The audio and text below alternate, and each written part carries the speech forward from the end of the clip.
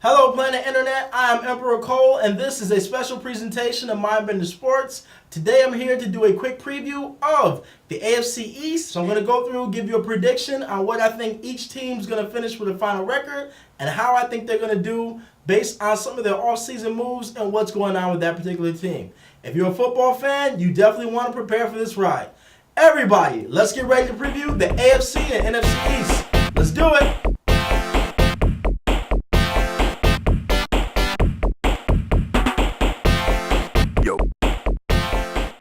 Okay, so first up, we're going to start out with the AFC East, as I believe this is the absolute weakest division in all of football. You've got one team that wins all the time, and then you got three other teams that couldn't even win the SEC or the ACC championship. You have one team that is, of course, the most winningest franchise in football over the course of the last 15 years, and then we got three other teams that are like Larry, Curly, and Moe of football. There are three bumbling franchises that cannot figure out what the hell they're doing from year to year. Three franchises that every year they're going through different quarterbacks and different head coaches like you would not believe. Okay, so I'm going to start out at the bottom of the AFC East. It's going to be another tough season in New York. Look for the Jets to finish 2-14 and to definitely have a top 3 pick in next year's draft. Of course, they need to address the quarterback position first. You need to get stable in that role because, of course, it's a passing league.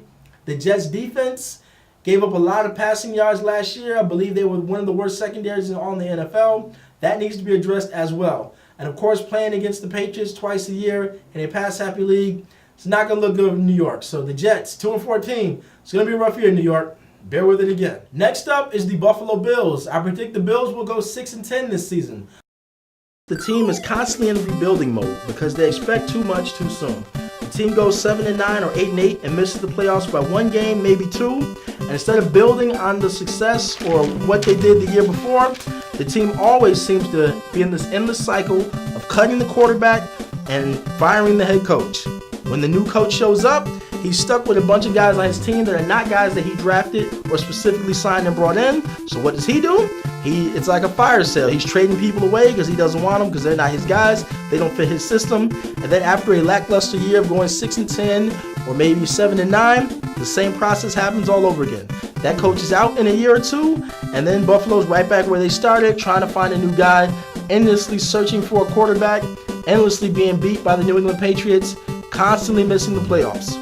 Until the Buffalo Bills can accept that they are not an elite team in the NFL right now, until they can accept that they're going to have to leave people together long enough for them to actually gel and become a cohesive unit, the Bills will keep losing. The Bills fan base will always be saying, next year is our year. Next up in the division, in second place, we have the Miami Dolphins. I think the Miami Dolphins are going to finish the season 6-10 as well. Unfortunately, Ryan Tannehill went down with the knee injury. He should have had that knee surgery back in January, but for some foolish reason, he decided to hold off on it. Unfortunately, now the Miami Dolphins are stuck with Jay Cutler at quarterback, and that's going to equal a whole lot of turnovers. Cutler has already showed you who he is in this league. Cutler is not the supreme winning quarterback who's going to lead the team to the playoffs and do well. I don't care that he has Adam Gass and he had that one good season under this guy. They're in the division with the New England Patriots. They're going to lose both the games to the Patriots, as the rest of the AFC East always does, so we can't even hold that against them. But their defense is going to play well, but that defense is going to be on the field all the time because Cutler is not going to be able to sustain drives. He's going to throw a lot of interceptions and have a lot of fumbles. All those turnovers are going to equal a tired defense at the end of the game. So look for Miami to lose a lot of close games. Miami's going to finish the season 6-10.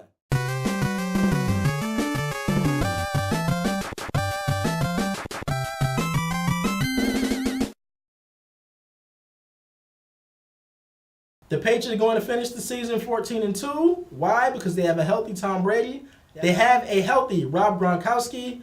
They traded for Brandon Cooks. The Saints were dumb enough to deal him away. And, of course, they were able to get Gilmore from the Buffalo Bills. The Bills, as usual, was stupid enough to not keep their talent. They let them get away to the Patriots. So that's going to come back to bite them in the butt. And, of course, the Patriots, as always, is the most winningest franchise over the course of the last 15 seasons in the NFL.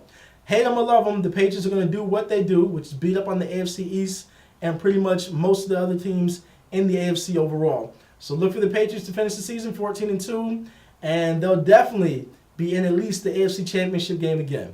Why? Because the only teams that ever give them any competition are the Denver Broncos and the Baltimore Ravens. That's about it. So if one of those two teams aren't doing good and actually in the playoff race, expect them to be in the Super Bowl again, unfortunately.